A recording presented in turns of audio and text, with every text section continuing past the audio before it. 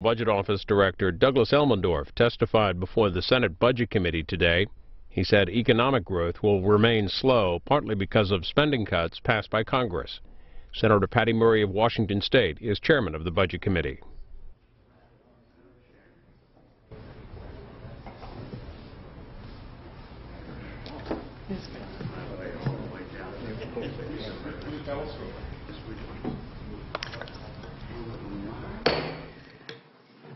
This hearing will come to order, and I apologize to everyone. We're starting a few minutes early because, as everyone knows, we have a number of votes coming up on the Senate floor.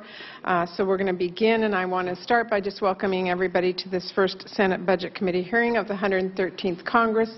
We have a number of new members. We welcome all of them.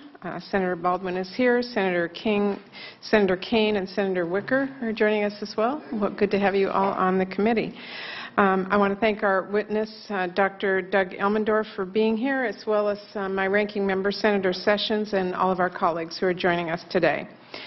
As we begin the budget process here in the Senate, I'm hopeful that this committee can be a place where we can come together to tackle our fiscal and economic challenges in a balanced way that works for the families and communities that we all represent.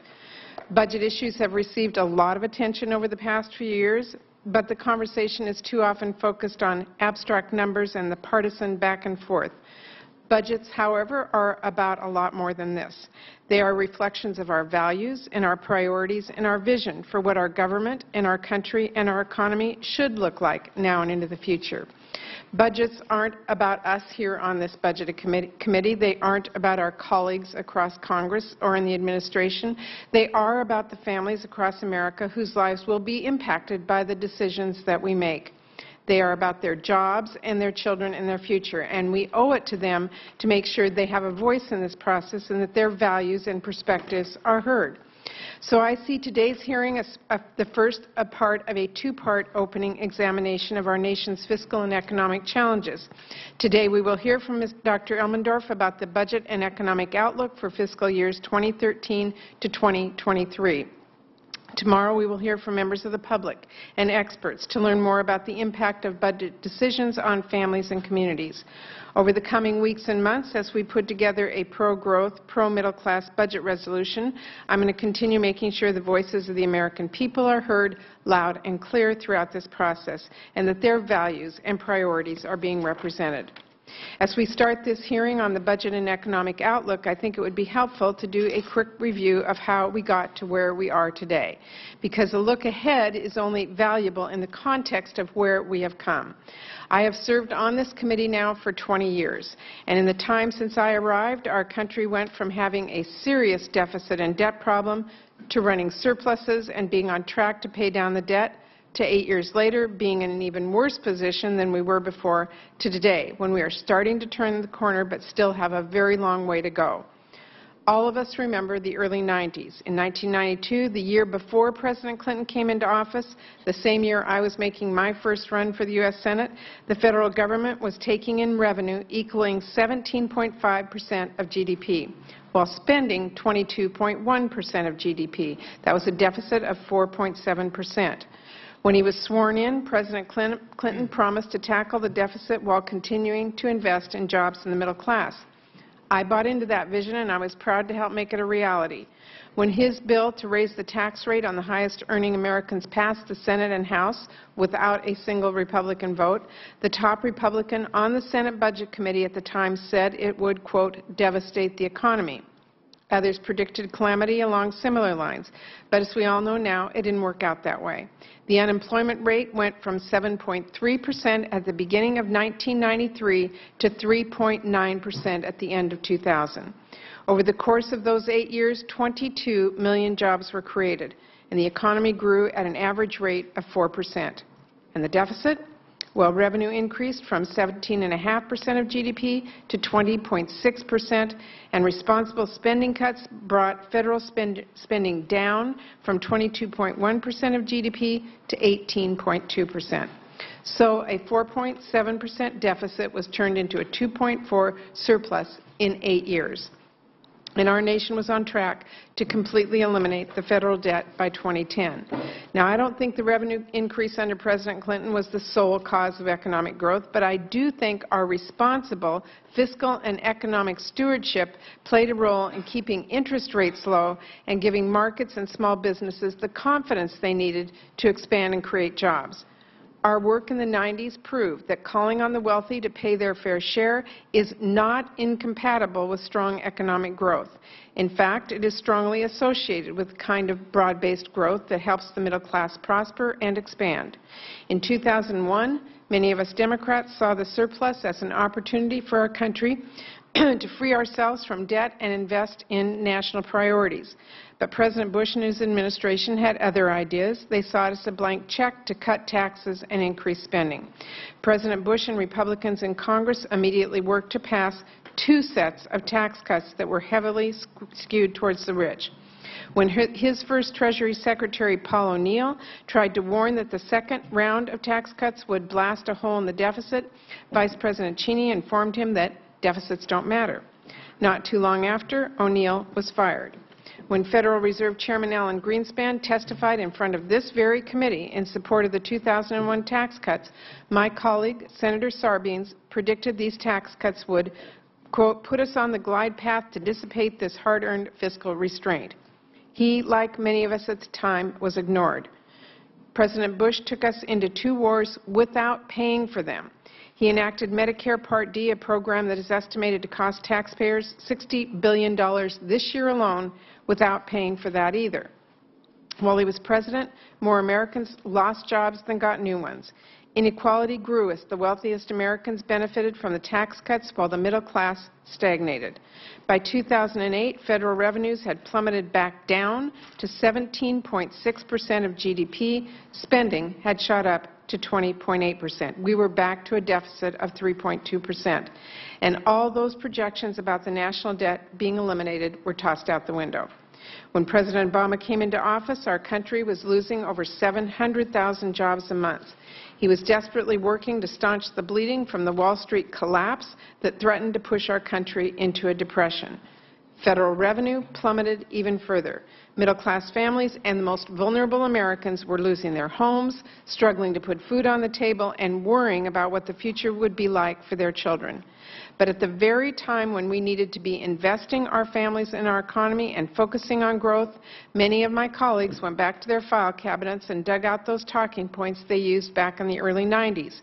All of a sudden, they were telling us deficits were the most important issue to address, and cutting spending was once again a new priority. Not jobs, not the middle class, not economic growth, but deficits. Forgetting what we did in the 90s to get our country back on track, ignoring what happened during the Bush administration, and acting like the world was created on the day President Obama was sworn in. This narrow and short-sighted approach was wrong back in the early 90s. It's just as wrong today, and it's not just Democrats who say so. Right now, the economy is still struggling. Millions of workers are looking for too few jobs. Aggregate demand is still far below its potential, and at the moment, the federal government is borrowing at historically low rates. Experts and economists across the political spectrum agree it makes sense to invest in job creation in the short term while putting ourselves on a strong path to responsible and sustainable deficit and debt reduction over the medium and long term. And poll after poll shows that's what the American people support as well.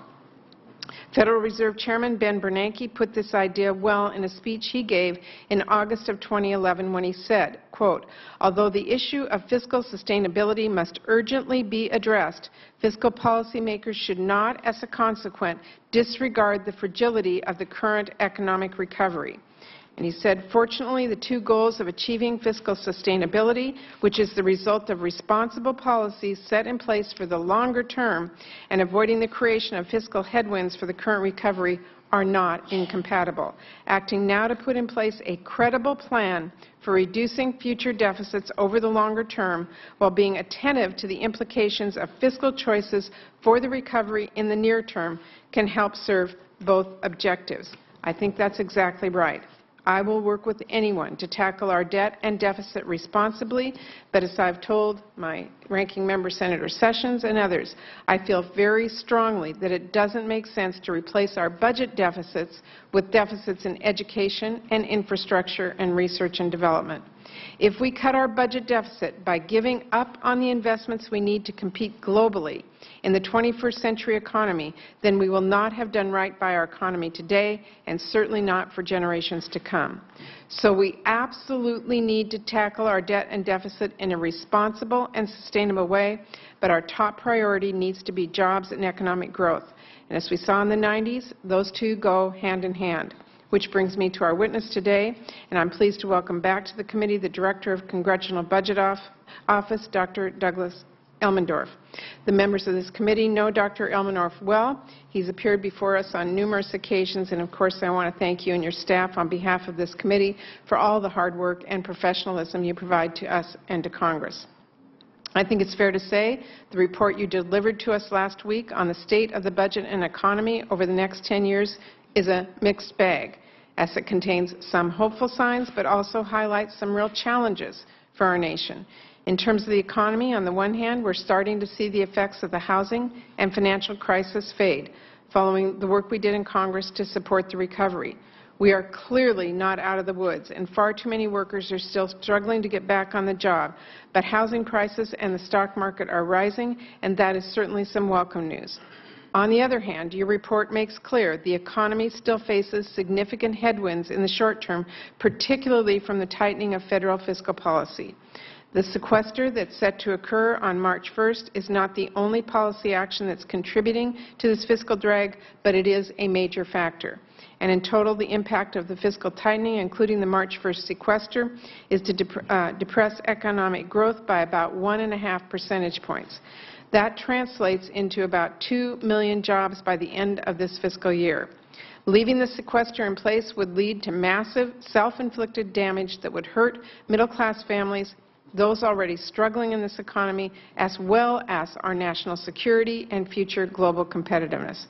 But replacing it the way House Republicans have proposed, with even more cuts to programs families and seniors depend on, and without calling on the wealthy to pay even a penny more, would be more damaging in the long run. That's why I believe very strongly that we should replace the sequester with a balanced package of responsible spending cuts and revenue from the wealthiest Americans. That approach makes sense for the federal budget, and it makes sense for American families, particularly when we're talking about so many jobs and an unemployment rate that remains stubbornly high at near 8%. In terms of the budget outlook, we see some slight improvement. The deficit is expected to total $845 billion this year, the first time it will be below $1 trillion in 5 years. To put that number in perspective, relative to the total size of the economy, it's expected to equal 5.3% in 2013. Now, that remains too high, but it's progress. And in fact, in 2009, the deficit was almost large at just over 10% of the economy. And fortunately, CBO expects this downward trend in the deficit as a share of the economy to continue over the next few years, falling and remaining below 3% through 2018, and this is even with the end-of-the-year budget deal. We also got what I believe is some good news in the area of health spending. As I was reading through the report, one section really got my attention, which was the discussion of the change in health spending in recent years. In fact, I stopped and underlined one statistic because I found it so surprising. The statistic is that CBO has lowered its estimate of federal spending for Medicare and Medicaid to such a degree that spending for 2020, just 1 year, is now $200 billion lower than CBO thought back in 2010. That is an improvement of 15%. And let's be clear, that improvement has occurred since the enactment of the Affordable Health Care Act. Dr. Elmendorf, I know you've heard a lot from Senator Whitehouse and other senators regarding their belief that current budget conventions and estimates miss the mark in the area of innovation and delivery reforms. And I'll be interested in hearing your thoughts on what has led to this downward trend in health care spending. Of course, as with the economy, the news on the budget is by no means all good. As I mentioned earlier, we got hit at the end of the last administration with the confluence of a financial crisis, housing crisis, and deep recession. Largely as a result of those conditions, the debt skyrocketed in a very short period of time. The debt was equal to roughly 36% of the economy in 2007. It will soon be at about 76%. And if we don't tackle that responsibly, it will begin rising again by the end of this decade, particularly with the retirement of the baby boom generation and increase in health care costs. So even with some good news, we have our work cut out for us as a committee and as a Congress. This is a tough committee with a tough mandate, and I look forward to working with all of my colleagues on both sides of the aisle to meet the challenge and address the budget in a way that is fair, works for the middle class and most vulnerable families, and invests in long-term and broad-based economic growth. We did it in the 90s. I'm confident we can do it again. And with that, let me turn it over to Senator Sessions for his opening comments, and then we will hear from Dr. Elmendorf. Senator Sessions. Thank you, Madam Chair, and thank you, Mr. Elmendorf, for appearing before the committee today. We value what you do. It's important to us to help us have honest numbers that we can work with, and honesty in our financial situation is absolutely critical at this point in history. I'd also like to welcome the new members to the committee and look forward to a productive year. We absolutely face some very serious challenges. And, of course, the reason Chairman Murray indicated that deficits have become the topic of the day is because we've never had such systemic deficits as we have today. They exceed anything the nation has ever had, and we're on a systemic course that continues those deficits. And as the report that was given to us shows, they get worse in the out years. We cannot continue on this course. Bowles and Simpson told us in this very room, this nation has never faced a more predictable financial crisis. So that's why we've got to talk about this, and we've got to ask some fundamental questions. The Chair has set forth the President's, the Democratic majority's narrative. We reject that narrative. We've got serious differences with that narrative. We will not go quietly on that, because we believe some of the real problems that are being caused today is because of this kind of incorrect economic thinking. So it's been now 4 years since the Democratic-led Senate produced a budget. As the law requires, the Senate not only has a legal and moral duty but a moral duty to present the taxpayers with a plan on how they'll spend the nation's money. So it's a tragedy that under Senator Reid's leadership, we've not engaged in that kind of open public financial discussion that the American people deserve. Majority Leader Reid even said it would be foolish to have a budget. By contrast, the GOP House, in accordance with law, has laid out a budget plan each year. That plan will change the debt course of America. We may not all like everything that's in it, but it will put us on a positive path. And they'll do another budget this year. So I'm glad that we've had a relenting and are going to have a budget this year, else I wonder what our committee might find itself having to do without a budget, and whether we even need the committee. So we look forward to meeting the committee deadline of April 1st to publicly produce a resolution, and then April 15th on the Senate floor, including that statutorily mandated 50 hours of debate and a guaranteed vote. Madam Chairman, I stand ready to work with you and the staff to produce a budget that we can talk with the American people about. I believe that budget should balance it at least within 10 years. It is something that we can do, and I think the report Mr. Elmendorf has given us shows us some of the ways that we can get there, and it's not a hopeless situation, but it's a very dire situation. The picture CBO paints of the next 10 years is immensely disturbing. Our gross federal debt, after rising $6 trillion in the last 4 years, will rise another $9 trillion by 2022. CBO's report also suggests that things only get worse outside that 10-year window, continuing us on an unsustainable financial path. And if it's unsustainable, that means we've got to change it. Now, this despite the fact that CBO is projecting revenues to be well above the average of the last 40 years. Revenue will be up, according to CBO's numbers. The top economists agree, including a recent study from the International Monetary Fund, that total debt over 90% of GDP weakens economic growth. Federal government debt is now, gross debt is 103%. In other words, our job-crushing debt not only threatens to collapse the economy through a financial crisis, as Simpson-Bowles predicted, but it's already destroying jobs and growth today. We are not receiving the growth today we should have as a result of the drag of this debt. CBO also projects that we are entering a future in which our debt is so great that our fastest growing item in the budget will be interest payments. According to CBO, annual interest costs will quadruple, totaling $5.4 trillion over the next 10 years. $5.4 trillion. By 2020, just 7 years from now, interest costs are expected to exceed the cost of national defense.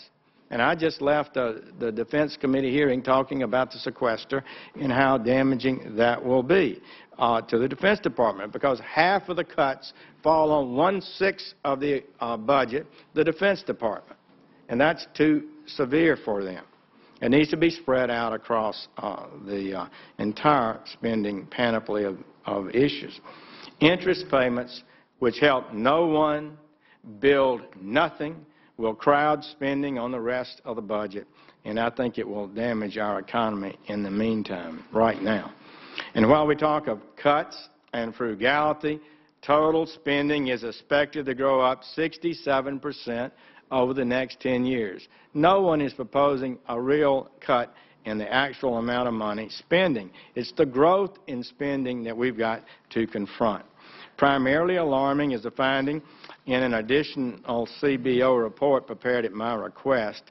Spending on just the 10 largest welfare programs, mean-tested and poverty programs, will increase even more, 76% over 10 years. There are roughly 80 welfare programs that overall comprise the single largest item in the federal budget, larger than Medicare, Social Security, or defense. Improving these things would do a lot more than just saving money. Like 1996, it helped put us on a path to a balanced budget. Smart reforms of welfare will help more Americans rise out of poverty. That's what I want to see. I want to see more people out of poverty, and will strengthen the institutions of family, charity, and community. We must talk honestly and with compassion about these issues. In that vein, I would also like to take a moment to address some comments, Senator Murray, that you made recently, that Republicans are committed to, quote, protecting the rich above all else, and are only interested in starving programs, I'm quoting now, that help middle-class families and the most vulnerable Americans, close quote. So that hurts my feelings. That's not what I believe in. I believe we have to have an economy that's growing, creating prosperity, that we need to help poor people get jobs and move forward in their lives, not be ever dependent on more and more government checks, handouts, and programs. That would be the way to save this country, in my opinion. That's the way to help poor people, and I resent the fact that people suggest that those of us have a different view of how to help poor people or somehow don't care about them. Compassion and help for the poor and struggling amounts to more than just borrowing money and sending out more money in form of checks. So my goal is to help working Americans from the social and economic harm that is caused by policies, I think, of this President and the Senate majority. These programs have not worked. In places like Baltimore, a great city, they're producing poverty, dependency, crime, and joblessness. That's what those programs are producing. 1 in 3 residents in Baltimore are on food stamps. 1 in 3 youth in Baltimore are living in poverty. There are solutions to these problems, and we can do better. We have to do better We cannot continue on this course. So compassion demands change. Our goal must be to help more Americans find gainful employment and the opportunity to financially support themselves and their family and to prosper. Before closing my remarks, I'd like to address the serious challenge we'll be facing in coming days. We're going to have to consider the immigration question. Studies show that the proposals for amnesty and legalization could add another $2.5 trillion to the national debt and or more, and we've got to watch carefully that program.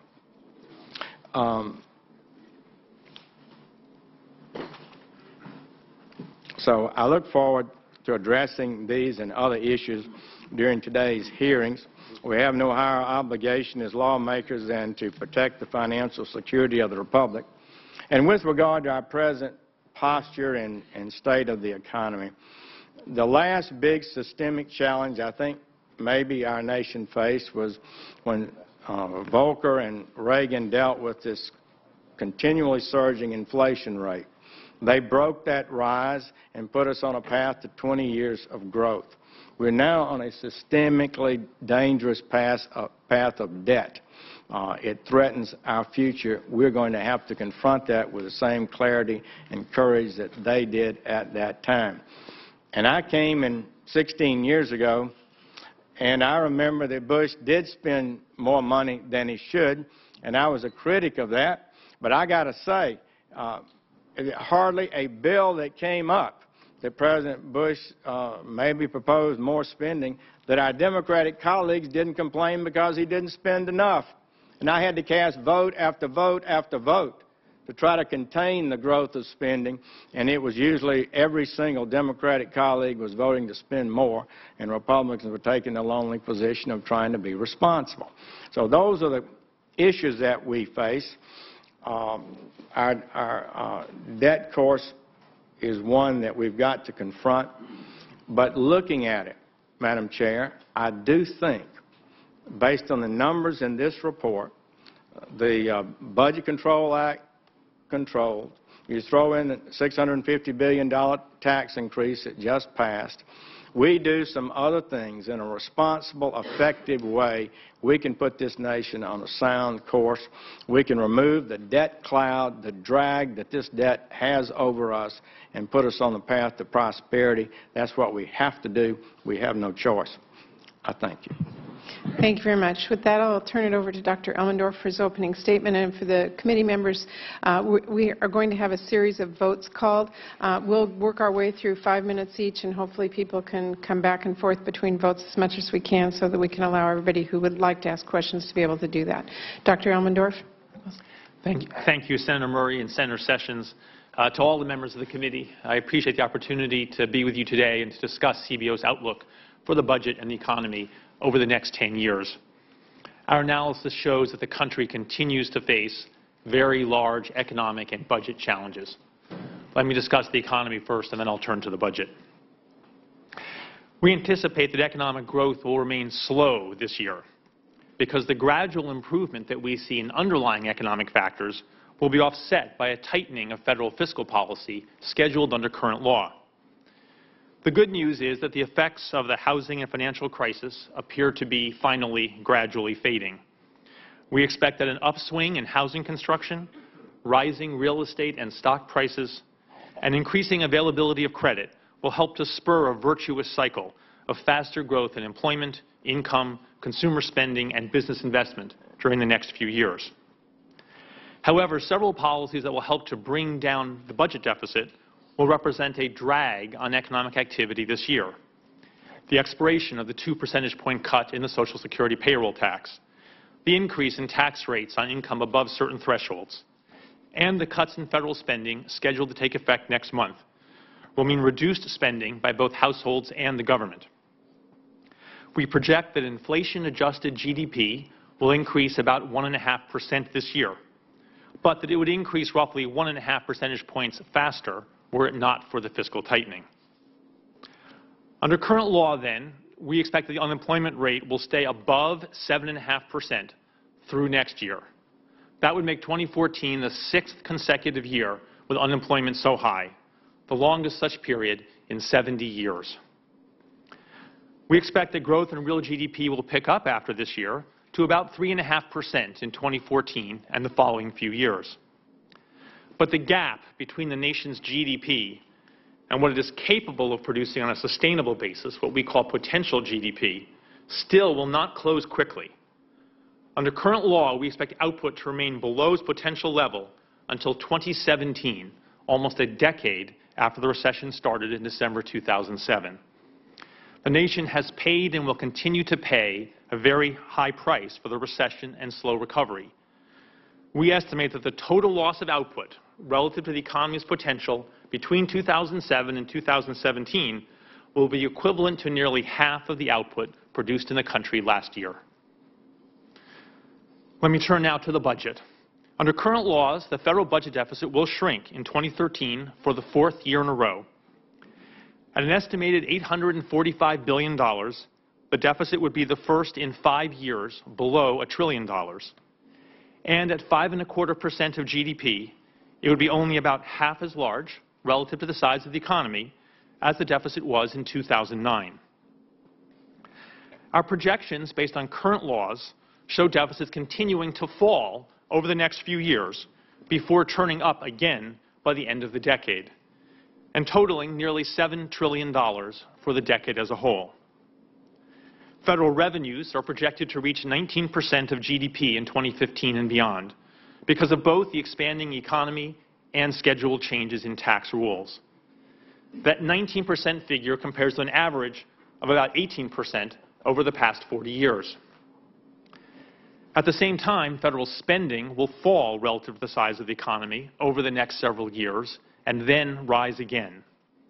The decline can be traced to the caps on discretionary funding and a drop-off in spending that goes up when the economy is weak, such as unemployment benefits.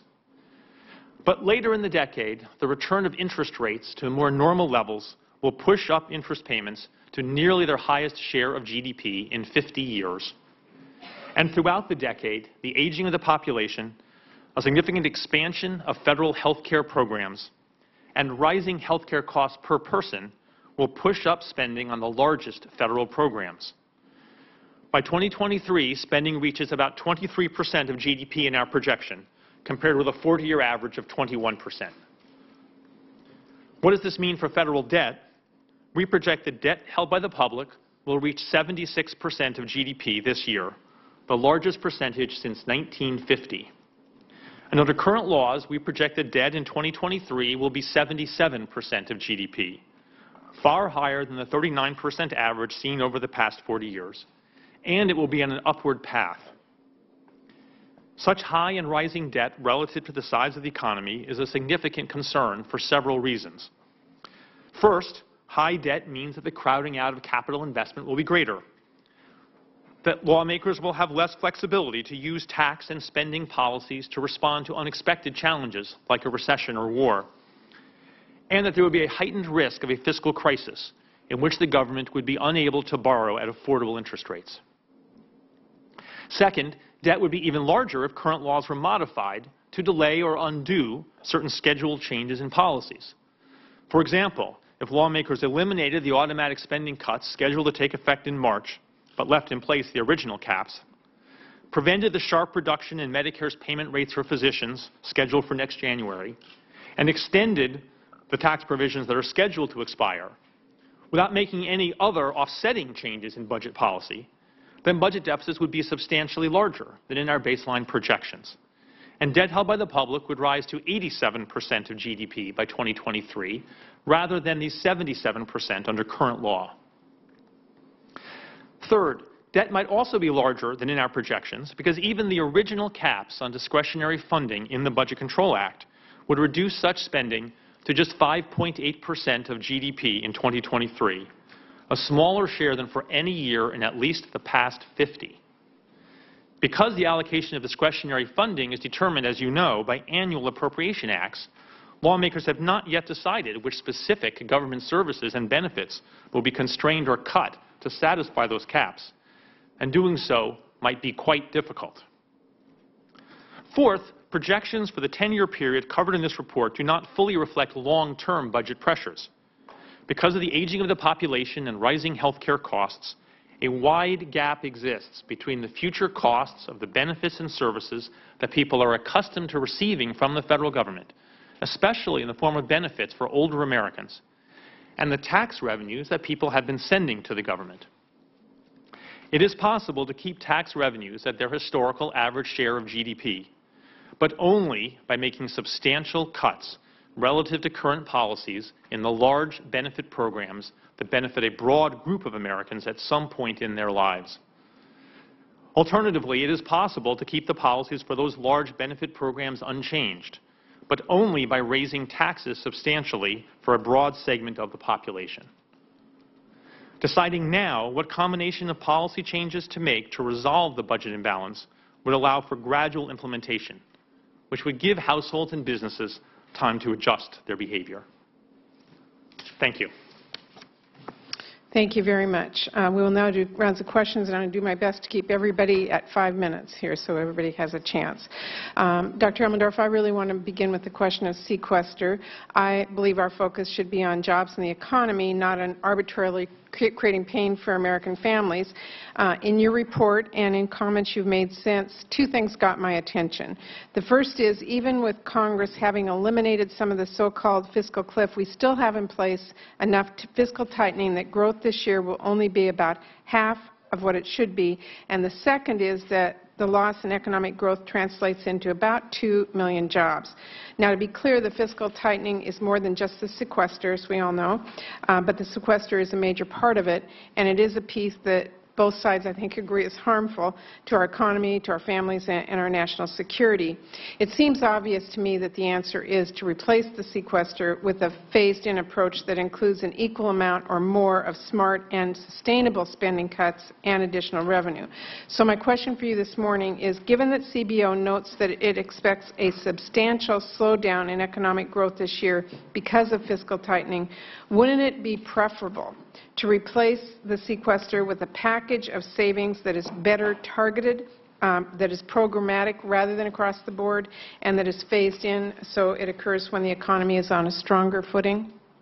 So, yes, Senator, if the sequester were replaced with a comparable amount of deficit reduction that were phased in more gradually, that would be better for the economy in the near term.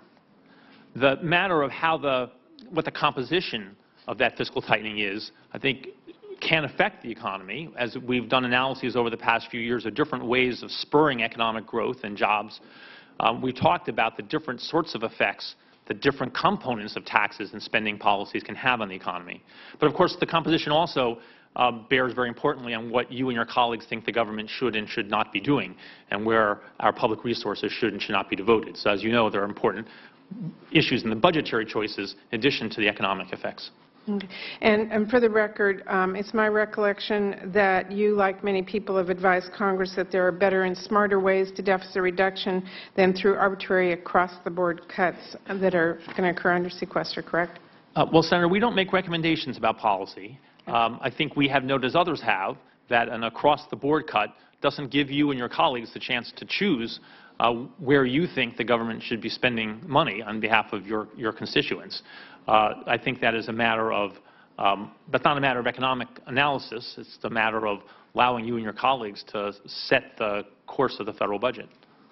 Okay.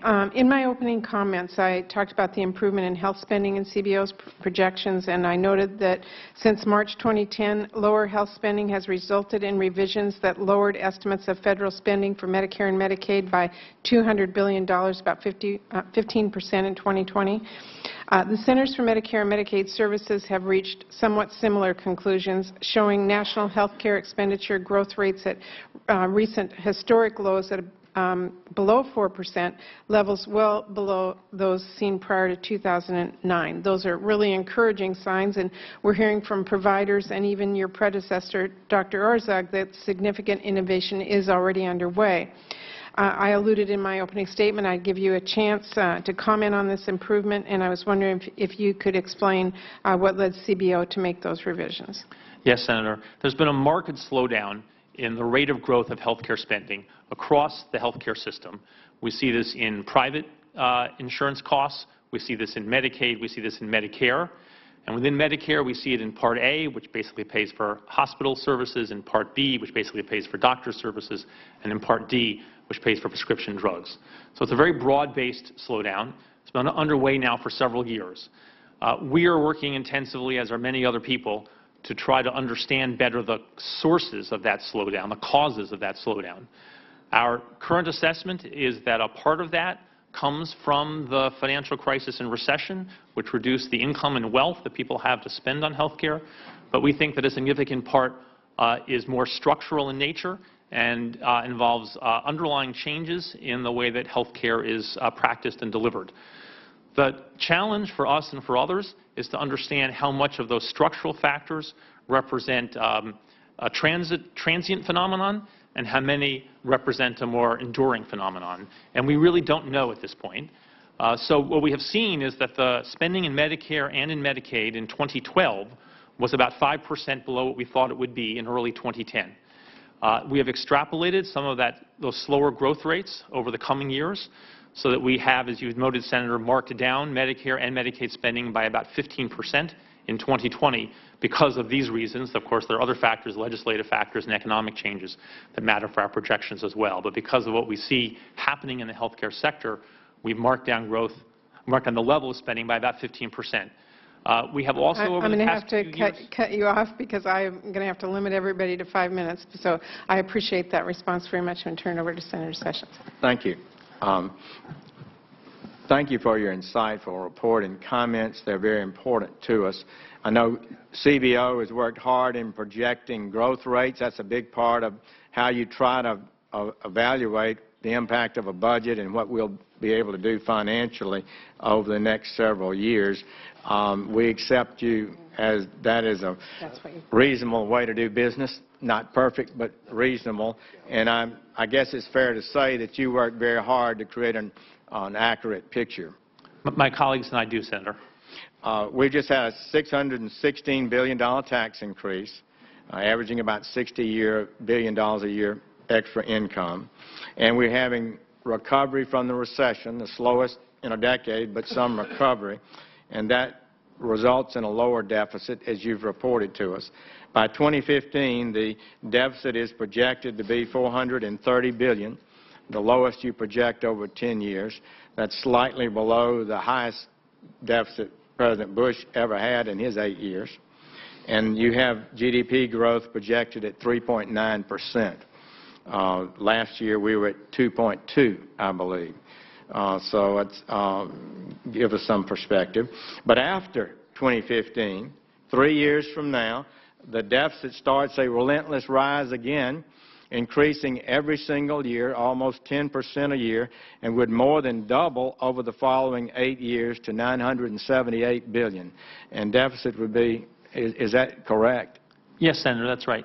And then you don't see, unless something changes, any improvement in the out years, but your report would indicate that the upward trajectory, as you said, we would still be on that upward trajectory. Yes, Senator, that's right. And would you say that's an unsustainable path? Yes, Senator. As we and many others have said, the debt cannot rise indefinitely as a share of GDP, and our projections under current law show debt rising relative to GDP in the back half of this coming decade. So I think, and it also increases the risk, as Erskine Bowles and Alan Simpson told us, of a fiscal crisis that might occur. Yes, Senator. Now, they say it was inevitable if we don't change this unsustainable path. Would you agree with that? Well, in the longer-term projections that we've done, in the past years, we've shown debt rising relative to GDP under what had been current policies. We have not updated those projections. But yes, if one extrapolates what we show at the end of the decade, then debt would continue to rise as a share of GDP. Well, under your analysis, you conclude the revenues are growing each year. You showed solid increases. And and your growth rate of revenues for the government basically runs in harmony with the GDP increase. As the economy increases, people pay more taxes, and revenue increases. If it declines, revenue would decline. Is that fundamentally correct? Yes, Senator. So even if tax increases were enacted, let me just ask, I think this is important for us to understand. If tax increases were enacted that were large enough to balance the budget by 2015, not just leave us with $430 billion deficit, isn't it a fact that under your analysis and assumptions a deficit would begin to return that year or the next year, and it would increase each year over that 10-year budget? I think it depends, Senator, on the trajectory of the tax increase that you have in mind. So if the tax increase is a fixed number of billions of dollars per year, then yes, the other factors will continue to push up. Right. Well, fundamentally, isn't it true that the deficits continue to rise and rise steadily because they're increasing faster than the economic growth? Yes, Senator. So in our projections, so spending is increasing right at a rate higher than you project growth to increase. Spending will be increasing around 6% or so, whereas growth in the out years you average about 2 or so, and it's substantially less. Yes, Senator. So we show spending continuing to rise after the middle of this coming decade. We show spending continuing to rise as a share of GDP. And although we have not updated the longer-term projections, there's no reason to expect that to turn around because the fundamental drivers are the rising number of Americans collecting through these large benefit programs and the rising costs of health care per beneficiary. So to my colleagues, this is the reason I think it's accurate to say we have fundamentally a spending problem rather than a tax problem.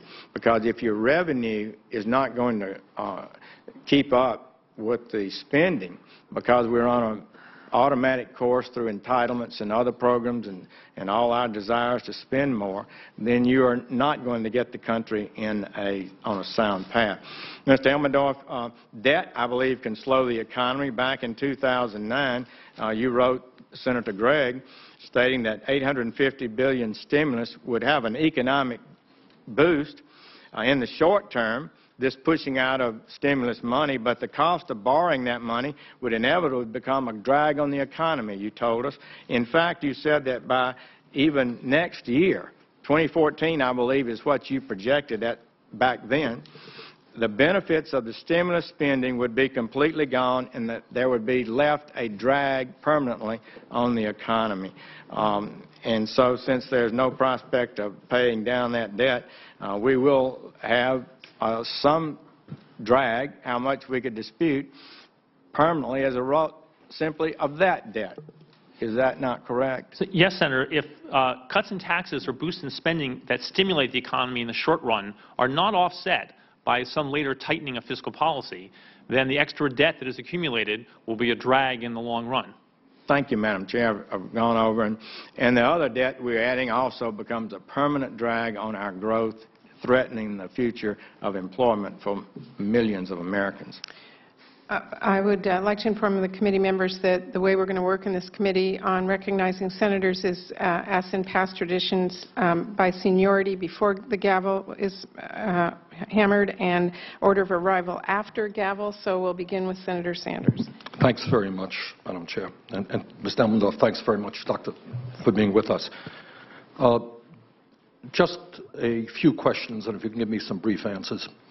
Is it fair to say that one of the reasons we have the deficit today has to do with 2 wars that were not paid for, huge tax breaks, much of which went to the wealthiest people in this country, a Medicare Part D program that was not paid for, and a Wall Street-caused recession which resulted in significant declines of revenue? Would you say that that's one of the reasons we went from a surplus at the end of Clinton's administration to where we are today? Yes, Senator. All right. Second question is, in terms of unemployment, the number roughly 7.8% is often thrown out. But would you agree that if you looked at real unemployment, people who have given up looking for work, people who are working part-time when they want to work full-time, that we're really looking at maybe 14%? Is that a fair statement? Yes, Senator. All right. The point being that we are in the midst of a major, major recession. Now, the debate that is taking place in the Congress right now is many of my Republican friends believe that the answer to the deficit problem, which all of us agree is a serious problem, is to cut Social Security, is to cut Medicare, is to cut Medicaid, is to cut programs for children. And that is true. That is one way you can go forward.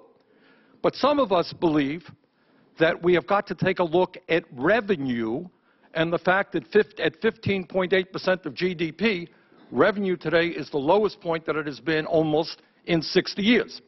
Some of us also believe that we have to take a hard look at huge corporate loopholes, that before you cut a woman in Vermont who's living on $15,000 a year Social Security, you may want to end some of the loopholes that enable the Bank of America to stash their money in the Cayman Islands and not pay any taxes at all. And that's kind of what the debate is about. So let me ask you this. Just confirm if my information is right. In 1952, 32% of all revenue generated in this country came from large corporations. Today, that number is 9%. Does that sound accurate? I'm sorry, Senator, I just don't know that fact. Okay. In 2011, corporate revenue as a percentage of GDP was just 1.2%. Madam Chair, you remember many of our corporate friends come here, how they're overtaxed? 1.2% of GDP happens to be, as I understand it, lower than any other major country in the OECD.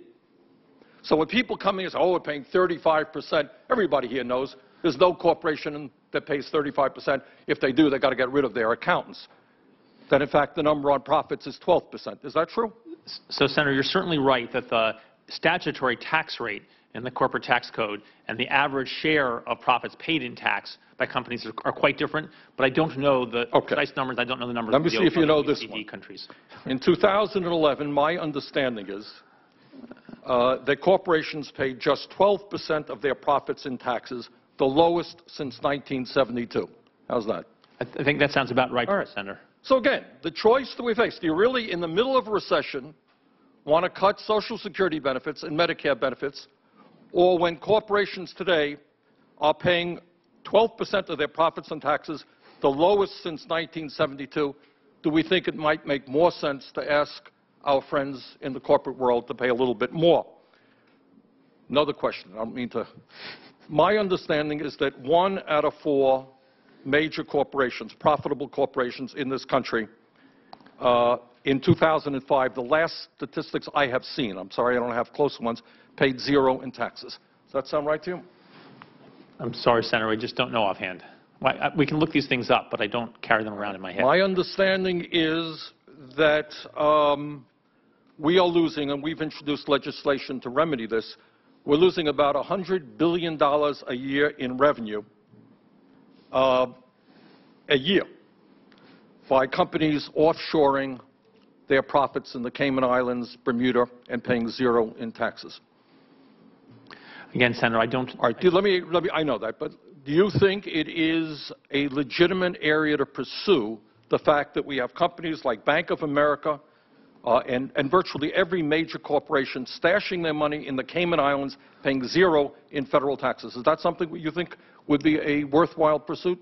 Well, I think it's certainly a legitimate issue for the Congress, and we released a report last month that reviewed the pros and cons of alternative ways of changing the tax system applying to multinational corporations. Okay, Madam Chair, I would just conclude by saying we have a great philosophical difference in this room. And some of us think that when the wealthiest people are doing phenomenally well, when corporate profits are at an all-time high, we might want to ask those folks for more revenue rather than cutting back on the needs of some of the most vulnerable people in this country. Thank you, Madam Chair. Thank you, Senator Enzi.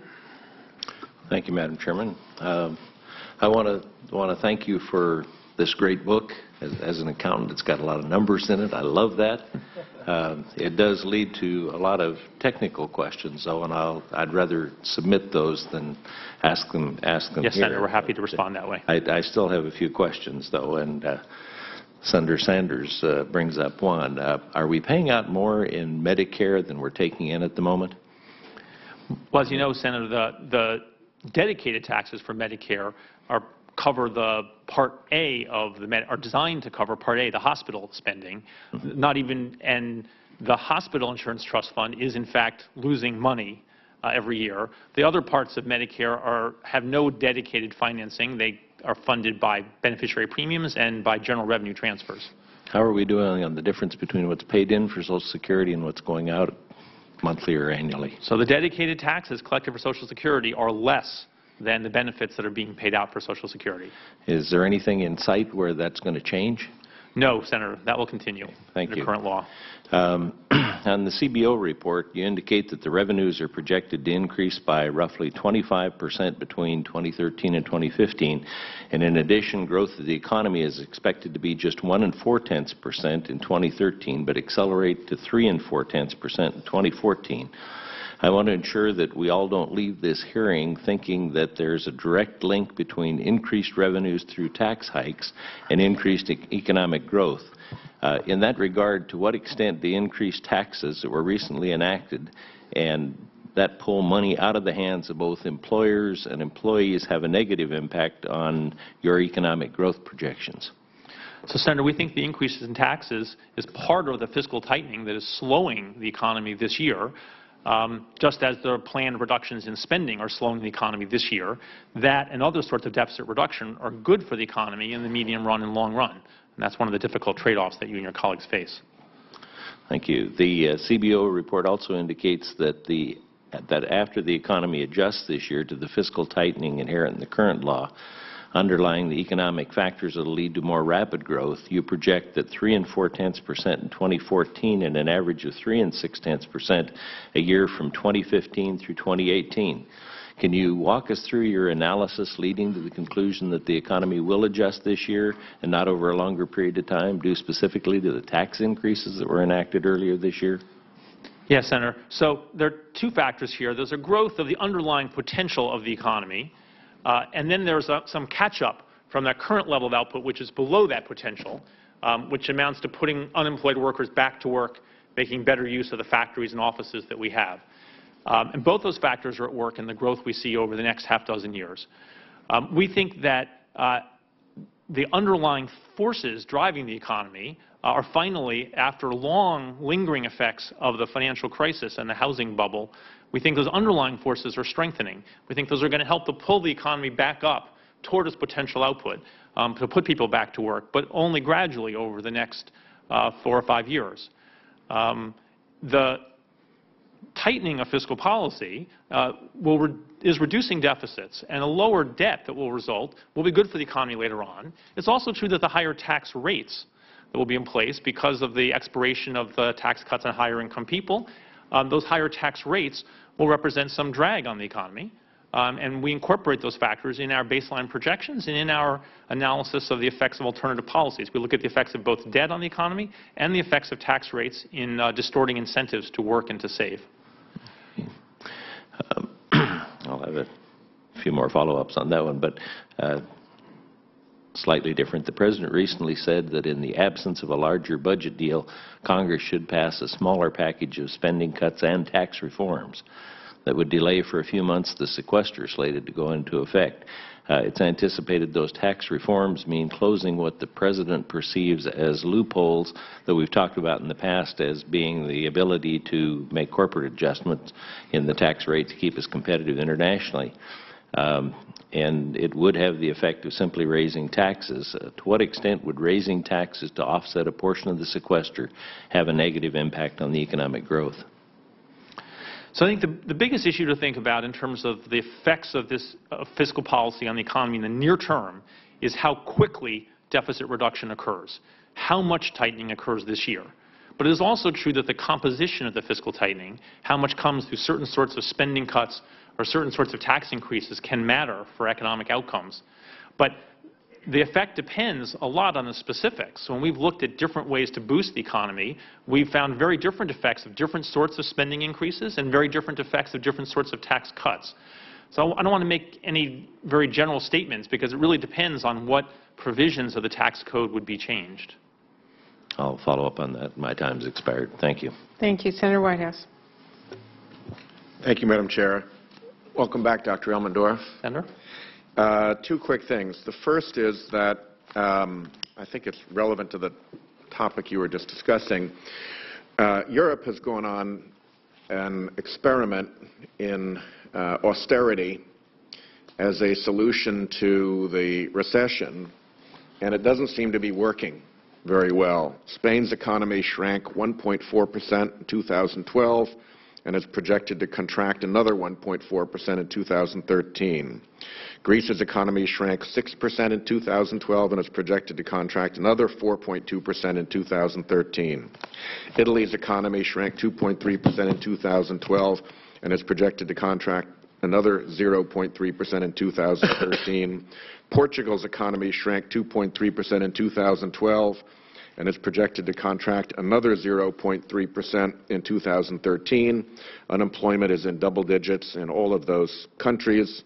So although we're not recovering well, we are certainly recovering, and we see GDP growth. And if you look at some of the people who are close to this and looking at it, the conservative Daily Telegraph, Jeremy Warner, who supported this austerity program, has recently written about Britain that they're in a, quote, truly desperate state of affairs that demands swift and decisive action. We seem to have the worst of all possible worlds, with nil growth, some very obvious cuts in the quantity and quality of public services, but pretty much zero progress in getting on top of the country's debts. The IMF, which had argued for austerity, now has corrected itself and says, the chief economist, Olivier Blanchard, said, "We find that forecasters significantly underestimated the increase in unemployment and the decline in domestic demand associated with austerity." The Wall Street Journal, recently discussing Spain and its austerity program, said that it, quote, "threatens to create a vicious cycle as mass layoffs to meet budget targets spark a deeper contraction, reducing tax revenue and increasing welfare costs, as well as damping consumption." Robert Frank, who's a well-regarded American economist at Cornell, has said the cuts that are scheduled in the sequester are not a way to run a rational government. Cuts of any kind at this time are not a good idea. It's recessionary.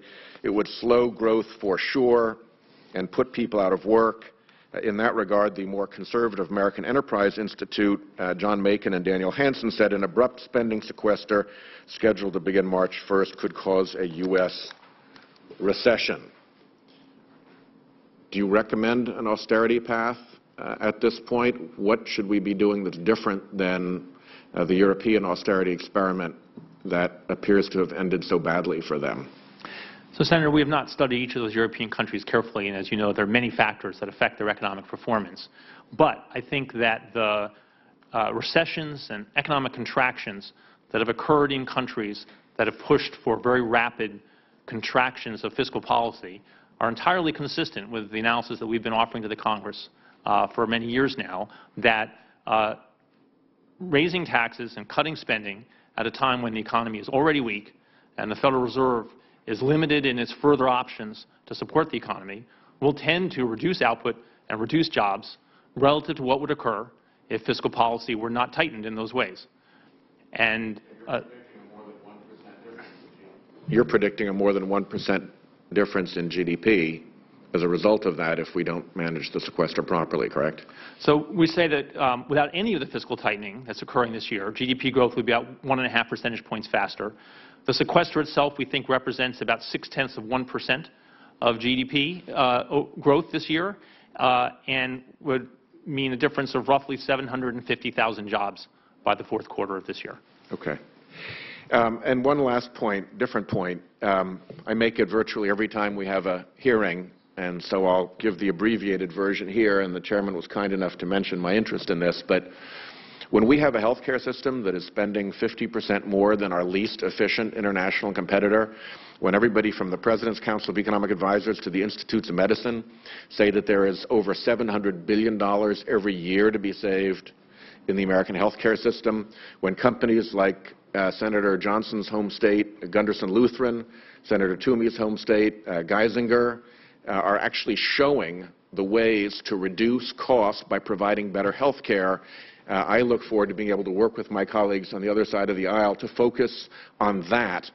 I think when we look at Medicare benefits as the solution to our health care cost problem, we are fundamentally misdiagnosing the problem. When we misdiagnose a problem, we put the wrong cure on it. It will do harm, not good. And we really, I think, as a Congress can focus in bipartisan fashion on trying to make the American health care system at least as efficient as our least efficient international competitor, rather than paying a 50% inefficiency penalty on that compared to the rest of the world. Thank you. Senator Johnson. Thank you, Madam Chairwoman, Director Elmendorf. Let me first agree with Senator Sessions. I actually think we all share the same goal here. We all want a prosperous America. We want every American to be able to have the opportunity to build a good life for themselves and their family. It's a matter of, how do we go about doing it? It's really through economic growth.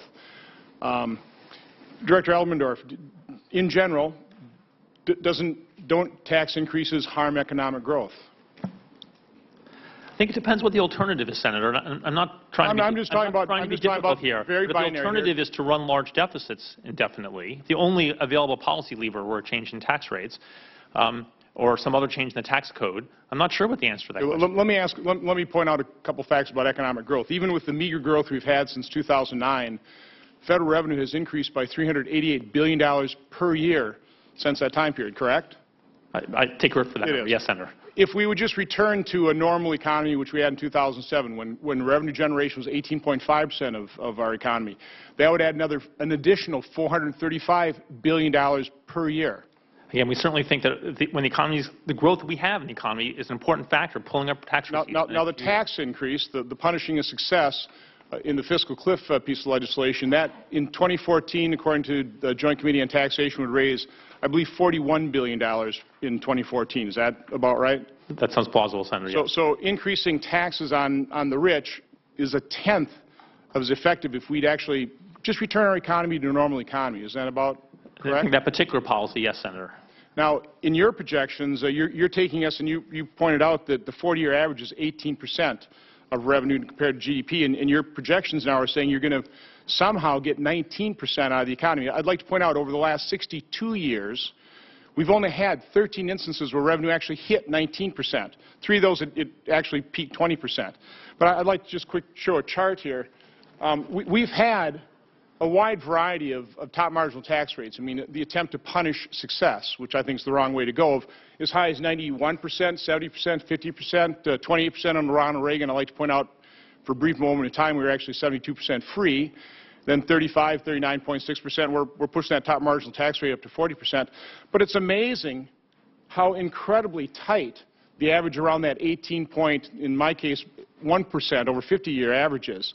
What makes you think that we can actually extract over the next 10 years about 19% of revenue when we haven't been able to do it regardless of how we try to punish success? Well, Senator, as you know, there are a lot of other features of the tax code besides the top marginal rate. And one could draw pictures like that show the rates that apply to people at other points in the income distribution. There are a set of changes that have been made to what sort of income is taxed, what deductions and credits are available. So our projection is that under current tax law, revenue will reach roughly 19% of GDP.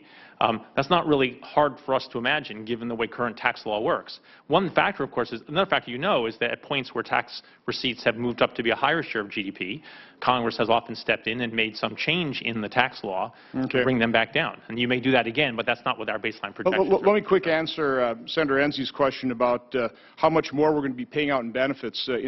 These according to your schedules here, between 2014 and 2023, we will pay out $5 trillion more in benefits in Social Security recipients and Medicare than we're taking in terms of tax revenue and premiums on Medicare. Now, that $5 trillion compares to $9 trillion of total additional debt. It's almost 60%. If you're going to actually try and address the debt and deficit issue, wouldn't you actually have to try and propose a plan to save those programs for future generations? Wouldn't that be one of the first places you'd look? I think it's very difficult, Senator, if you look at our projections, to see how one can put the budget ultimately on a sustainable path without making significant changes in either those large benefit programs or in the taxes paid by a broad cross-section of Americans. Okay. Well, let me also ask just about interest payments, because we will be paying about $5.4 trillion in interest expense. And by the end of the period, we're up about 5.2% of a 10-year Treasury note. I just want to put another chart up here. The average over 30 years, from 1970 to 1999, the average interest rate the federal government paid in its debt was 5.3%. We've been keeping that artificially low at 1.5% to accommodate all this deficit spending. If we just reverted to that mean, that would be more than $600 billion per year if we increase our interest rates by 3.8%. Isn't that largely correct? So as you noted, Senator, our own projection has the 10-year Treasury note rate going to 5.2% in the second half of the coming decade. And that's the reason why we show such a large increase in federal interest payments. That's something we really need to be concerned about. What makes you think that we won't hit that 5.2% a little bit quicker? Because the weakness of the economy has kept down the private demand for credit and has led the Federal Reserve to keep interest rates low. In addition, there are serious economic and financial problems in Europe that have led people to put money in this country. And I think in general, an aversion to taking financial risk, given the events of the last half dozen years. We think those factors will persist for a while and then wane. Aren't seniors on fixed incomes the biggest victims of these artificially low held interest rate?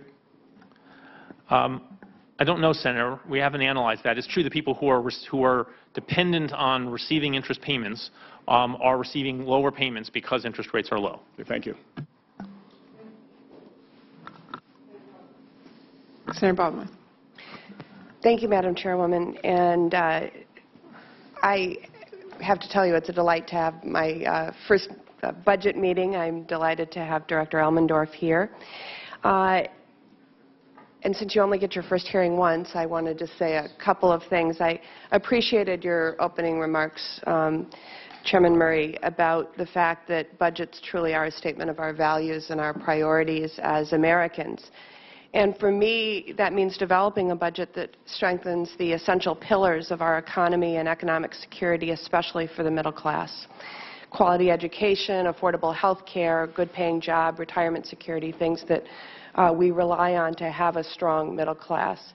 So I want to see us develop a budget that truly holds true to the belief that in America everybody gets a fair shot and everyone does their fair share. I believe, and many have echoed the sentiment, that our country faces twin challenges. The challenges of getting our economy or economic recovery, seeing it through, job creation, and particularly in the private sector, and confronting our debt and deficit. And I believe that we have to face both of these challenges head-on and address them in a bold yet balanced way. In the past 2 years, we've made significant strides in achieving a $2.5 trillion bipartisan deficit reduction, but we obviously need to do more. But that's the trick. That's the challenge. That's the hardest task, is how do we forward a set of policies that helps us achieve one of those, both of those twin challenges without frustrating the other. So, Mr. Elmendorf, I'd like to begin by asking you how we approach these twin challenges, these parallel challenges of job growth and deficit reduction. You highlighted in your testimony that there's a large gap between potential GDP and actual GDP. And it's almost, that gap is almost as large as it was during the worst of our recession. This means that there's a shortfall in consumption, in government spending and or investment. Additionally, we have record low financing costs right now and unemployment levels of above 16% in the construction sector. In terms of economic multipliers, isn't it true that one of the best ways to increase growth in the future is to invest in infrastructure today? So, yes, Senator, investments in infrastructure, if done in an intelligent manner, can provide a real boost to economic activity, not just today when the investment is occurring, but over time as the investment yields returns. And along those lines, what do you view as the other best economic multipliers, strategies at this point? What gives us the most leverage? Well, Senator, the most effective way that we know for the Congress to boost economic growth this year is to defer some of the fiscal tightening that is scheduled in current law. But I want to be clear that if that deferral occurs without some offsetting tightening of fiscal policy later, then that will make economic outcomes worse in the medium term and long term. The dual twin challenges. You want to attack one without frustrating progress on the other. You stated in your testimony that, that this fiscal tightening that we're talking about would restrict GDP growth by 1.5% and cost us 2 million jobs. Your testimony, you also stated that our unemployment rate would remain above 7.5% for the foreseeable future through 2014. I have a chicken versus egg question for you. I know they're challenging, but in your view, to what extent is high unemployment a cause of a weak economic growth as opposed to the effect of weak economic growth? And if high unemployment is in fact a cause of slower growth, what effect would direct government action to lower our unemployment rate have on our overall fiscal situation? So, Senator, we think that the high unemployment rate is primarily the effect of businesses not hiring, which is primarily an effect of their not seeing the demand for their products, and that policies that would boost the demand for goods and services would encourage businesses to hire more, and that would tend to bring down the unemployment rate.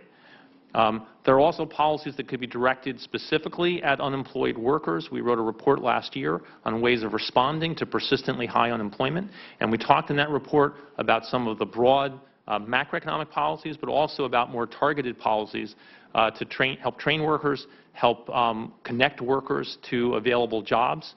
Our view in that report was that those policies could be very helpful for certain people in certain circumstances, but would be very difficult to implement on a national scale quickly enough to significantly change the trajectory of the overall unemployment rate over the next few years. Thank you. Thank you. Senator Wicker. Thank you, Madam Chair, and thank you, Mr. Budget Director.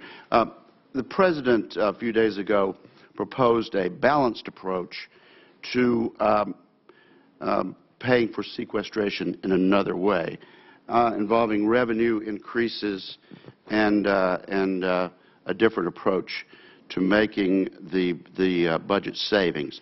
What would be the score of the President's proposal in this regard? So, Senator, we have not seen a specific proposal, so I don't know what it would be. I haven't seen a specific proposal either, so it's hard to score that speech that the President made, isn't it? Yes, Senator. Now, on the other hand, the House last year actually proposed legislation and passed legislation to deal with the sequestration. Is that correct? Yes, Senator, that's right. Okay. Do you have an opportunity to score that? We did, Senator. I'm Okay. afraid I don't remember the estimate that we provided, but we provided a cost estimate for that. All right. And the Chair suggested earlier in this hearing that we avoid sequestration by restructuring the cuts to let them take effect a little more gradually and involve revenue there. Have you had an opportunity to score that proposal by the Democrats on this committee? No, Senator. We have not received a specific proposal of the sort that you're describing. And if we received such a proposal were made public and we were to do an estimate of it, then you and all of your colleagues would see it. Okay. Well, I think that would be very helpful, because it's frustrating to me, because on the one hand, our brothers and sisters at the other end of the building, at least if they've taken the hit, propose specific solutions to sequestration. They've been scored. They've been passed. They sat over here in the U.S. Senate all last year with no action, and yet we have suggestions by the President, suggestions by our friends on the other side of the aisle. But they can't be scored, and we can't have any idea what CBO would think about those. Let me just say this. There's a lot of revisionist history when it comes to this period that I participated in as a member of the House of Representatives, where we actually had budget surpluses in the federal level. You would think from the Chair's opening statement that President Clinton came into office in 1993, proposed balanced budgets, got those balanced budgets, and we had 8 years of relative fiscal sense here in the federal government. The fact is it not, that President Clinton in 1993, in 1994, and 1995 proposed in all of those years deficit spending as far as the eye can see. Is that correct?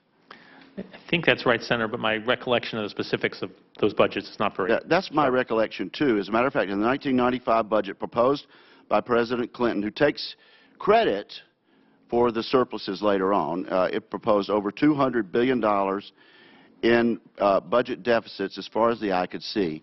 And then what happened is, in the 1994 election, the people of the United States elected a Republican majority in the House and a Republican majority in the Senate. And I know you don't get involved in politics, but let me just observe that Chairman Kasich was directed by the Speaker of the House to come up with a very tough budget bill, and in fact, the Republican majorities in the House and in the Senate got the President of the United States to buy into reconciliation, to buy into welfare reform, and on a bipartisan basis, after Republicans took control of the House and Senate majorities, that's when we had budget surpluses.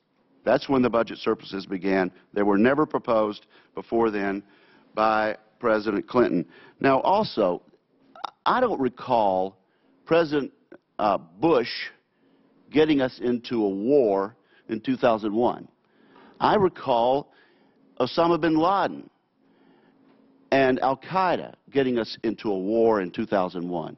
And as I recall, it was passed unanimously in the United States Senate that we would retaliate in Afghanistan and go into war. It wasn't a Bush war. It's something that we all did, and all Americans supported. One dissenting vote in the House of Representatives. So I think it's disingenuous to have revisionist history when, in fact, we did have this war. We were in an economic recession in 2001. What would a tax increase have done to us in 2001 to pay for that war in Afghanistan? It would have been a huge drag on an already tenuous economy, would it not have? Dr. Elmendorf, I'm going to ask you to sum that up really quickly, or there's several of us who are going to miss a vote. An increase in 2001 would have had that effect, yes, Senator. Thank you very much, Doctor. I'm going to recess and go over and vote at the end of this vote and the top of the next one and come back. If any members want to come back and ask questions of Dr. Elmendorf, I'll do it between the third and fourth vote, and I'll be here.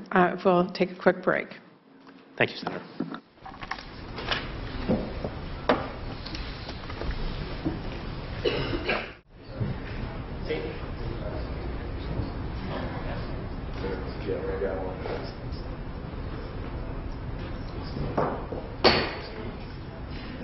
The committee will come back to order, please. And as soon as my colleagues return, we'll return to the regular order of questioning. But for now, I'm the only one here. So I'll take advantage of that moment. Thank you. Good to have you here. Thank you. And I appreciate so much the third-party, bipartisan analysis the CBO brings to our discussions. It helps if we have a common set of analyses to base our discussion and analysis on here in the committee, and thank you for providing that. I wanted to start by asking you a question that may not be reflected in the numbers, and maybe it can't be, but that's for you to respond to. And that is, we've had a series of fiscal cliffs, if you will. Not only the fiscal cliff December 31st, but we have the upcoming concern over the debt ceiling, the continuing resolution, and so forth. It seems like we've been lurching from budget crisis to budget crisis. Is there any way of measuring that, or do you make an attempt to measure the impact on decisions made within the economy and perhaps within your models regarding investments and so forth that might drive economic outcomes? Senator, we do think that the ongoing uncertainty about federal budget policy represents a drag on spending and thus on incomes and jobs, but we don't know how to quantify that effect. There is economic research.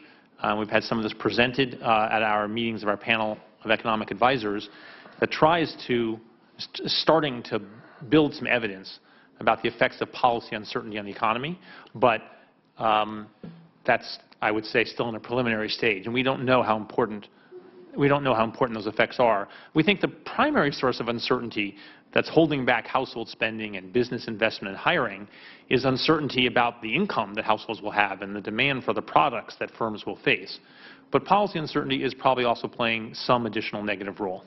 It was interesting to see a series of reports in December and on into January regarding retail sales, everything from clothing to other consumer goods, that seemed to show a significant change. And one possible explanation was related to the fiscal cliff and the recognition of what's going to happen in March.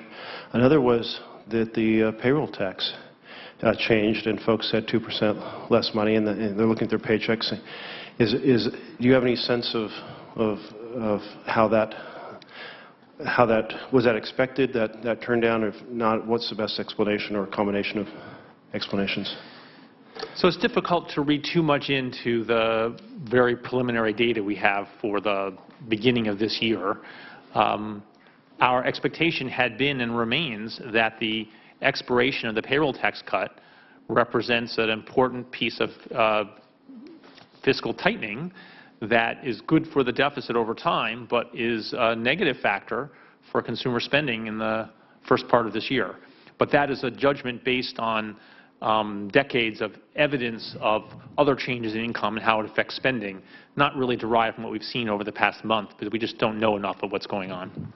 So we're looking at another set of decisions, and right now we're on a course to have significant drop in defense and non-defense discretionary programs. And one idea that's been put out there is, well, instead of reducing spending, let's reduce the spending on appropriated programs, if you will. Let's reduce spending on tax loopholes. And for some, that's reducing spending. For others, increasing revenue. But largely, if you spend money on a tax loophole, it has a corollary in the real world. So it's fair to frame it that way. Have you all looked at the different impact of whether, say, shutting loopholes that give special payouts to oil companies versus cutting food stamps, just an imaginary comparison, has in terms of how it reverberates in the economy and affects working people? So, Senator, we've not looked at we've not formally analyzed the macroeconomic effects of closing particular tax loopholes. But we have said many times that the sorts of spending or tax changes that matter most for the economy in the short run are those that directly affect the spending by the government or by households or by businesses. So food stamps are received by people who, as you know, have very little other income. They will tend to spend a very large share of any change, spend more if their food stamps go up or spend less if the food stamps go down. So changes in that way will tend to be passed through to changes in spending on a nearly one-for-one basis. Whereas most of the tax revenue is collected from people who are not living so close to the economic edge, and thus will tend to respond less sharply in their spending for every dollar change in their after-tax income. So in general, changes in food stamps will tend to have larger effects on the economy in the short term than changes in other spending programs or tax programs. But we have tax provisions, but we've not looked at the specific example you raised. Now that we're back in the world in which Social Security premiums are being paid for directly out of paychecks completely, the argument is often made that Social Security, the premiums go into the trust fund lends money out to earn a modest return, comes back, proceed to disperse it when folks become eligible. And in that sense, is it fair to say that Social Security does not contribute to the national debt? I think that's not right, Senator, actually. The payroll tax receipts that are, as you know, that are going into Social Security are less than the benefits that are being paid out. And the interest payments that Social Security receives are a receipt to that part of the government and a payment from some other part of the government. In the work that we do, we tend to look at the government as a whole, and on that basis, the dedicated Social Security taxes are less than Social Security benefits. So on that basis, the program is actually a drain on the budget today. But even if one includes the interest payments and looks at the overall Social Security balance, that is positive today. So the tax receipts and interest payments together are larger than benefit payments. But that will actually turn around within the coming decade. By about 5 or 6 years from now, I think, in our projections, the Social Security Trust Fund, even counting the interest payments, will be running a year-to-year deficit. That is, it will be starting to draw down on the accumulated balances in the trust fund. Yeah, it really does depend on how you view that trust fund, because if you view it as the equivalent of a semi-private entity in which is truly separate, it would be no more than my saving money and then my spending money out of that account in the future, and would be separate from the overall debt analysis. But I understand that ongoing eternal question of how you frame that question. But again, sir, I would say that even taking the interest on board, we think that in 2017, the combined OASI and DI trust funds will be running a deficit, even including the interest payments that they're receiving. So it's not very far off before, even on that basis, the program will be in deficit. But roughly 20 years before the trust fund itself is depleted. About more than that, Senator, yes. Yep. Let me turn a little bit to the impact of health care. I believe your summary said that if you look at the current deficits, which have dropped significantly over the past couple of years, but they're going to double over the next roughly 10 years, from 400+ billion to 800+ billion, and that healthcare costs are the biggest driver as a result of the pressures of an aging population. One of the things that is common in the Medicare system is fee-for-service. Now, fee-for-service basically says the more services you provide, the more profit you make. So whether you're building a piece of military equipment or you're running health care, it's an incentive to spend a lot, not necessarily to spend wisely. Has CBO done an analysis of the impact of fee-for-service on the cost of health care and the savings that might result from changing that structure? So, Senator, I think there's a widespread view among analysts that moving away from fee-for-service to paying providers for handling an overall medical condition rather than for each individual service they provide, by paying them for providing that overall bundle of care in a high-quality way, that sort of movement would be a great boon to our efficient use of health care dollars. In the work that we've done, I think the crucial question is what the movement is what alternative method is put in place. So, as you know, in the Affordable Care Act, there were a lot of changes made in the fee-for-service part of Medicare, including a number of changes in how providers are paid that represent moves away from a traditional fee-for-service approach. And we estimated that some of those changes would indeed save the federal government significant amounts of money. But I think the challenge now that you and your colleagues face is what other specific changes in Medicare you might make.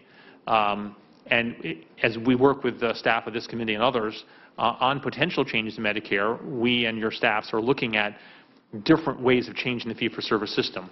But just what the federal changes should be to induce the sort of changes in the delivery of health care that people have in mind is not so straightforward. And I think that's a fundamental challenge. Thank you very much. I think it's given your analysis and that of everyone else that these are going to be the big driver. I'm sure members will be looking to the details that you all produce to try to understand the policy options.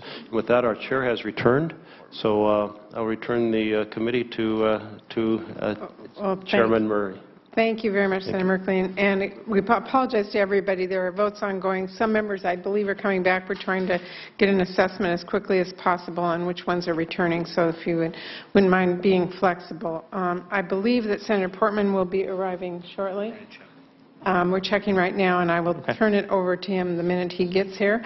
I believe Senator Warner also was going to return. If there are any offices that know whether their senators returning, it would be really helpful to us so that we can conclude this fairly quickly. So again, we do have votes ongoing. But while none of my members are here, I will take this opportunity to ask you several questions. But again, I will relinquish the minute someone walks in.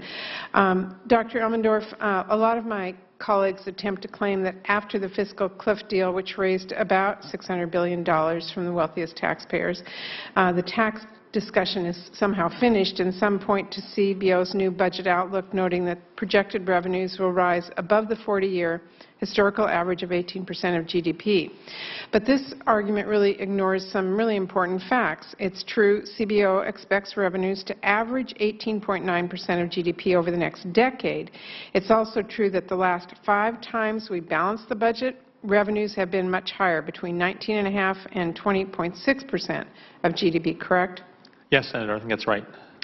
Okay, and their argument also actually fails to take into account for the reality that the baby boom generation is entering its retirement years. And I want to paraphrase you, but you have noted that the past combination of policies regarding federal spending and revenue can't be repeated when it comes to the federal budget going forward, which I take to mean that we are entering a new phase with respect to our fiscal pressures. That reality was recognized by bipartisan budget groups. Simpson Bowles and the Senate Gang of Six both did, and they proposed substantially more in revenue that will be generated by the 2012 fiscal cliff. So my question to you is this: if we were to hold revenues at an average of 18.9% of GDP, as you estimate, not to ask for a penny more of contribution from either the wealthiest of Americans or from some of the most egregiously wasteful loopholes in the tax code, if you could lay out for this committee some of the policy choices that Congress will have to face within a relatively short period of time. Yes, Senator. If tax revenues are maintained at their historical average share of GDP, or even at the roughly 19% that we project for the end of this coming decade, then putting the federal debt on a sustainable long-run path would require substantial cutbacks in the benefits and services that people receive from the government relative to what would happen under current law or current policies. The numbers about the increase in beneficiaries of Social Security and Medicare are just striking. We estimate that by 2023, there will be about 40% more people receiving Social Security and Medicare benefits than received them last year.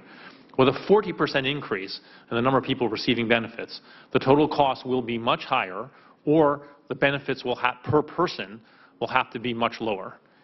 And when we look at even over the next 25 years, as we did in our long-term budget outlook last year, we were clear that the biggest factor pushing up spending was the aging of the population and the growing number of people who would be eligible for these benefits under current law.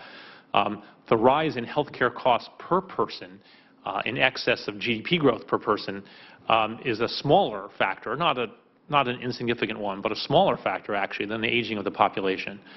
So over the past 40 or so years, leaving aside the developments of the past few because of the recession and financial crisis, but over the 40 years leading up to that, this country had an expansion of Social Security and health care programs that was essentially financed by a reduction in military spending as a share of GDP.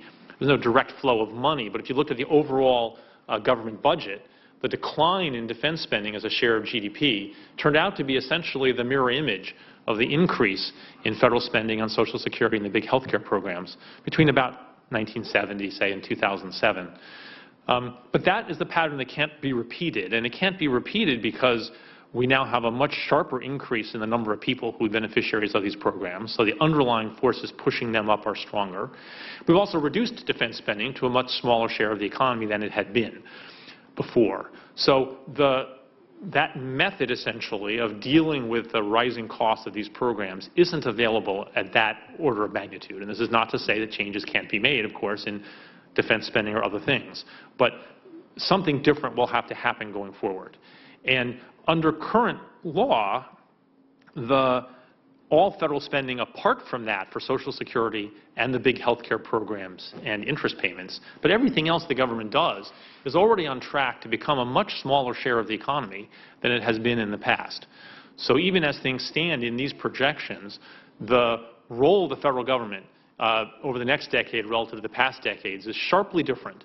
Much more spending on these benefit programs, particularly for older Americans, and relative to the size of the economy, on a track to have less spending on defense, but also non-defense discretionary spending and the mandatory programs apart from Social Security and the big health care programs.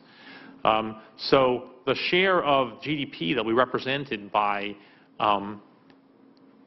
in particular, non-defense discretionary spending and defense discretionary spending at the end of the coming decade will be lower than they've been at any point in my lifetime, which is the period for which the government's been collecting data on that basis.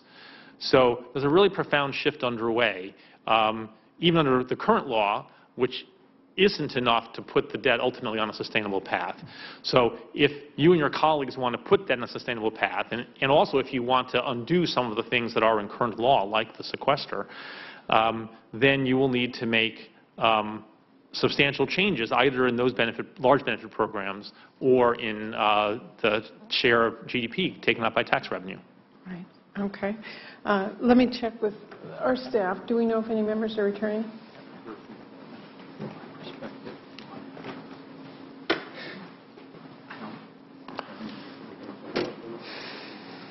He's supposedly on his way. Coons. I will ask you one more question, and I would just like to notify all senators. You've got about 3 minutes to let me know if you're returning or your staffs. Otherwise, I'm going to ask one more question and adjourn. Dr. Elmendorf, I did want to ask about the issue of sustainability as well as the second report you released last week on macroeconomic effects of alternative budgetary paths. I want to make sure that this committee aggressively addresses the fiscal challenges we face, but to do it in a way that protects the recovery, puts in place sensible deficit reduction, and ensures the middle class get a fair deal. The groups like Simpson-Bowles and Senate Gang of Six prioritized protecting the economic recovery. They proposed to put our debt on a stable downward path without making immediate drastic cuts. And that approach would really allow us to make smart cuts, smart investments, and ask that everybody pay their fair share. Your report suggests that in the near term, large spending cuts would have a negative impact on growth, an effect that would be concerning given the relatively weak state of our economy today. How might we avoid that negative impact while still achieving the benefit to the economy of deficit reduction? I think, Senator, to provide more support for the economy in the near term without damping long-term economic prospects, you and your colleagues could pursue a path of less fiscal tightening this year and next, accompanied by greater tightening later in the coming decade. And there are many different combinations of policies that could be used to achieve that. But I think that sort of path that had less fiscal tightening now and more later could be good for the economy in the short term and also could strengthen the economy in the medium term and long term. Okay. Well, CBO's analysis of alternative budgetary paths suggests that budget savings of about $4 trillion over the next decade on top of the sequester and the savings already achieved in the last Congress would be necessary to come close to eliminating the deficit by 2023. What would be the consequences of implementing an additional $4 trillion in deficit reduction, particularly if certain parts of the budget were to be excluded, like defense or revenue? That achieving that amount of deficit reduction would involve fundamental changes in some significant pieces of the budget. And the more pieces that were taken off the table, the more significant the changes would need to be in the remaining pieces. But the precise consequences, of course, on the benefits and services provided or on the economy would depend on the nature of those cutbacks. Right. Let me check with my staff to see if there are any senators returning. There's still rumored appointments coming back. Probably don't. Okay. I think the votes contracted everybody's schedule this morning. And Dr. Elmendorf, I know that you will answer any questions that are given to you in writing. I do want to thank all of our committee members for participating today, and thank you, Dr. Elmendorf, for being here, as well as all the staff of the Congressional Budget Office. I know the hard work you put into preparing the budget outlook and helping our committee. For all of our committee members, I want to remind all of you we do have our next meeting tomorrow at 10:30 to hear from members of the public and experts to learn more about the impact of budget decisions on families and communities. And as I said earlier, I am committed to making sure that families and communities have a voice in this process and that their values and perspectives are heard. Finally, for the information of all my colleagues, additional statements and or questions to Dr. Elmendorf for this hearing record are due by 6 p.m. today to be submitted to the Chief Clerk in room 624. With that, again, Dr. Elmendorf, thank you very much, and I will adjourn this hearing. Thank you, Senator.